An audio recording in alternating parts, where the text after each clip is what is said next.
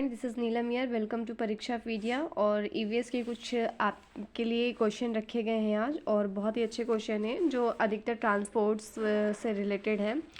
तो आप इसे सॉल्व करने की कोशिश करिए। देखिए आप सबके सामने पहला क्वेश्चन ये रहा। पहला क्वेश्चन है, परिवहन भूमि, वायु या जल में किया जा सकता है। इन सभी में ऊर्जा का उपयोग होता है जो का कारण बनता है। अब देखिए परिवहन की बात हो रही है जो भूमि, वायु और जल में किया जाता है। ठीक है, आप पहले बताइए तो कितने तरह के ट्रांसपोर्ट होते हैं। हम सभी जानते हैं ट्रांसपोर्ट 3 तरह के होते हैं, land transport, water transport, air transport. तो एयर में जैसे एरोप्लेन आ जाता है, लैंड में आप जानते ही हैं, है ना, और वाटर में शिप वगैरह आ जाती है। तो ये सब उसके टाइप होते हैं। तो अगर आपने एक कथन रूसो का सुना होगा, रूसो का कथन है कि प्राकृतिक के नियंत्रक के यहाँ से जितनी भी वस्तुएं आती हैं सब प्योर होती हैं, शुद्ध होती हैं, लेकिन मनुष्य के हस्तक्षेप से वो कैसी हो जाती हैं, दूषित हो जाती हैं।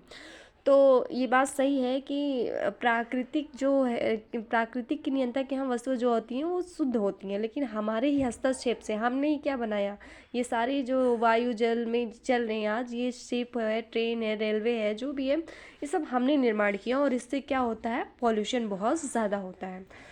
तो जो कारण बनता है वो क्या हो जाएगा, आपका करेक्ट ऑप्शन प्रदूषण। ठीक है, तो बढ़ते हैं अगले क्वेश्चन की तरफ। आप सबके सामने ये दूसरा क्वेश्चन रहा। भारत से नेपाल यात्रा करते समय भारतीय नागरिकों द्वारा किस प्रकार की वीज़ा शर्तों की आवश्यकता है।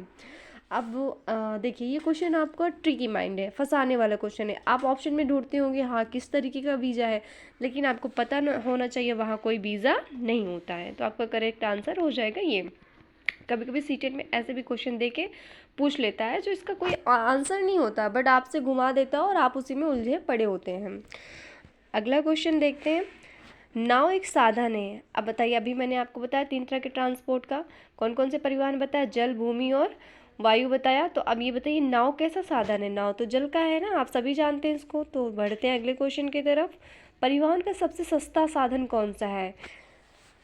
Which is the cheapest resource of transport. आपसे क्वेश्चन ये किया जा रहा है, which is the cheapest resource of transport. सबसे सस्ता साधन कौन सा है। रेलवे होता है, जल मार्ग होता है, एयरवेज होता है, रोडवेज होता है। तो देखिए सबसे साधन होता है वो है जल मार्ग। आपका क्या करेक्ट आंसर हो जाएगा, जल मार्ग। ठीक है, और एयरवेज आप जानते हैं सबसे महंगा हो जाता है ना, और रोडवेज भी महंगा पड़ जाता है। तो आपका सबसे साधन सस्ता क्या हो जाता है, जल मार्ग। And next question is question number 5। एक एक्सप्रेस वे एक प्रकार का है। अब अगर कोई एक्सप्रेस वे बनाया जा रहा है, मतलब हाईवे बनाया जा रहा है, ऊपर से 2 पॉइंट को कहीं ना कहीं उसको मिलाएंगे जाके, तो वो क्या है, सड़क है, जलमार्ग है, वायु मार्ग है, रेलवे है। तो आप जानते हैं वो सड़क होती है। आपका करेक्ट आंसर हो जाएगा। बढ़ते हैं हम अगले क्वेश्चन की तरफ। हमारा अगला क्वेश्चन है, अल्बर्नी नामक यात्री भारत आए थे। आपने इसका नाम बहुत अच्छे से सुना होगा। वो कहाँ के रहने वाले थे। ठीक है, ये क्वेश्चन कई बार सीट में पूछा भी गया है, हो सकता है इस बार भी रिपीट हो जाए, तो ध्यान से देखिए। अमेरिका है, सऊदी अरब है, उज्बेकिस्तान है, यूरोप है। अल्बर्नी की बात हो रही है, तो आपका करेक्ट क्या आंसर हो जाएगा, उज्बेकिस्तान। उज्बेकिस्तान से अल्बर्नी नामक यात्री भारत आया था। ठीक है, तो बढ़ते हम अगले क्वेश्चन की तरफ। हमारा अगला क्वेश्चन है, स्लेज का परिवहन के साधन के रूप में उपयोग किया जाता है। स्लेज की बात हो रही है। स्लेज वाटर होता है, डेजर्ट होता है, स्नो होता है, लैंड।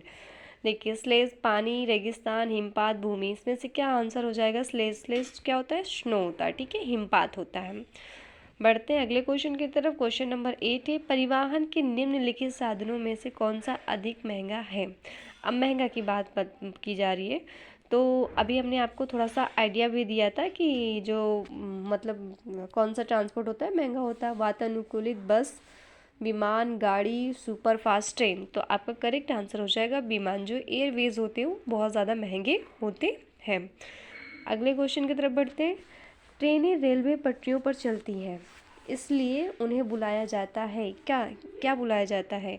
एयरवेज, रेलवेज, सैनिक वे, भूमि परिवहन। तो ट्रेन की बात हो रही है तो आप जानते हैं वो रेलवे से रिलेटेड है, तो क्या कहलाएंगे, रेलवे। बढ़ते हैं अगले क्वेश्चन की तरफ। क्वेश्चन नंबर 10 है, गांव में ज़्यादातर सड़कें हैं।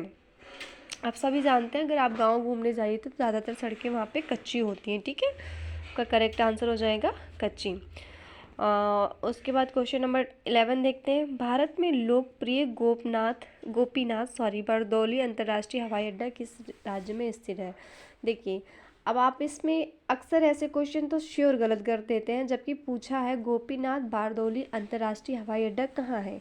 पटना, गुवाहाटी, हैदराबाद, भोपाल। तो आपको लग रहा होगा पटना में है, या फिर गुवाहाटी में है, या फिर हैदराबाद में, या भोपाल में। तो गोपीनाथ बारदौली एक अवार्ड भी दिया जाता है जो असम से रिलेटेड है, तो असम कहाँ क्या हो जाएगा? गुवाहाटी। ठीक है, तो आपका करेक्ट आंसर हो जाएगा गुवाहाटी। बढ़ते हैं अगले क्वेश्चन की तरफ। क्वेश्चन नंबर 12, भारी माल को डैश द्वारा ले जाया जाता है। भारी माल है, बहुत सारी भारी चीज़ें हैं, तो वो रेलगाड़ी के द्वारा जाएगी ना, ट्राली, ट्रक, बस, ये सब गलत है। आपका करेक्ट आंसर हो जाएगा रेलगाड़ी। बढ़ते हैं अगले क्वेश्चन की तरफ। बहुत अच्छा, मेरा एक क्वेश्चन है, आप सबसे बताइए कि जो पहली रेलवे चलाई गई थी वो कहाँ से कहाँ तक चलाई गई थी और किस सन में चलाई गई थी? कमेंट बॉक्स में करके बताइएगा। क्वेश्चन नंबर 13 है, बहुत ही शानदार जहाज कहलाते हैं, क्या कहलाते हैं? घर की नाव, मोटर बोट, माल की नाव, परिभ्रमण। तो आप जानते हैं इसका आंसर क्या हो जाएगा? परिभ्रमण। ठीक है। क्वेश्चन नंबर 14 देखिए, मीनाम्बकम अंतर्राष्ट्रीय हवाई अड्डा है। तो रांची, पटना, चेन्नई, दिल्ली। आप इसको तो ऐसे ही आप एनालिसिस करके भी आंसर करेंगे तो भी दे पाएंगे। आप जानते हैं ऐसे नाम हमेशा साउथ के नाम ज़्यादा हो जाते हैं, जैसे क्या हो जाएगा इसका? चेन्नई है ना, तो ये करेक्ट आंसर आपका हो जाएगा चेन्नई। तो अगले क्वेश्चन को देखते हैं। एशिया और विश्व में रेलवे में भारत का क्या रैंक है? विश्व में और एशिया में भारत की रैंक पूछा जा रहा है, और रेलवे में तो आपका आंसर हो जाएगा चौथे नंबर पे है। एशिया में दूसरे और विश्व में चौथे नंबर पे है। सॉरी, एशिया में दूसरा और विश्व में चौथा है, ये आप ध्यान से देख लीजिएगा। अगले क्वेश्चन की तरफ बढ़ते हैं। दो बिंदुओं के बीच माल और लोगों की वास्तविक शारीरिक गतिविधियां हैं, क्या कहलाती हैं? संचार, दूरसंचार, रसद, परिवहन। तो आप जानते हैं दो बिंदुओं के बीच कह रही, तो ये परिवहन की बात कर रहा है, तो आपका करेक्ट आंसर क्या हो जाएगा? परिवहन। बढ़ते हैं अगले क्वेश्चन की तरफ। हमारा सबसे लंबा राष्ट्रीय राजमार्ग किस राज्य से शुरू होता है और समाप्त होता है? सबसे लंबा राष्ट्रीय मार्ग की बात कर रहे हैं, तो आप जानते हैं अभी वाराणसी से कन्याकुमारी यही होता है, जहाँ वाराणसी से शुरू होता है और कहाँ ख़त्म होता है? कन्याकुमारी। ये आपका करेक्ट आंसर हो जाएगा। ठीक है। बढ़ते हैं अगले क्वेश्चन की तरफ। क्वेश्चन नंबर 18 है, भारत में निम्न में से किस प्रकार की रेल लाइनों का उपयोग किया जाता है? बड़ी लाइन, मीटर गेज, छोटी लाइन, उपयोग सभी। तो ये सभी होती हैं। ठीक है, बड़ी लाइन, मीटर गेज, छोटी लाइन, इन सब का प्रयोग किया जाता है। बढ़ते हैं अगले क्वेश्चन की तरफ। पक्की सड़कें के द्वारा बनाई जाती है, क्या? ठोस, मिट्टी, लोहा, इनमें से कोई नहीं। अब पक्की सड़कें किसके द्वारा बनाई जाती हैं? तो आप सभी जानते हैं ठोस के द्वारा बनाई जाती हैं। ठीक है। बढ़ते हैं अगले क्वेश्चन की तरफ। अच्छा, ठोस जानते हैं ना, सॉलिड, हाँ वही चीज़ है। क्वेश्चन नंबर 19 हो गया। 20 देखिए, लास्ट क्वेश्चन है सेशन का। निम्नलिखित पदार्थों में से कौन सा पृथ्वी पर तीनों अवस्थाओं में प्राकृतिक रूप से पाया जा सकता है? तो ऐसा कौन सा है जो तीनों अवस्था में पाया जाता है? तो आप जानते हैं वो जल है। अब जैसे देखिए, जल को क्या करते हैं, आप पानी को फ्रिज में रखते हैं तो वो आइस बन जाता है, बर्फ़ बन जाता है और ठोस बन जाता है। ठीक है, वो सॉलिड फॉर्म हो गया। फिर आप उसे बाहर निकाल लीजिए, वो अगर पानी वापस से बन जाता है तो वो लिक्विड हो जाता है। ठीक है, लिक्विड हो जाता है, जिसे द्रव बोलते हैं हिंदी में। और उसी को अगर आप बॉयल करिए तो वो वाटर वेपर के रूप में, यानी गैसियस फॉर्म में उड़ने लगता है। तो यही एक ऐसा है जो तीनों फॉर्म में, यानी तीनों स्टेट में, तीनों अवस्थाओं में पाया जाता है। तो आपका करेक्ट आंसर क्या हो जाएगा? जल। तो ये आज के 20 क्वेश्चन है और आप सॉल्व करिएगा।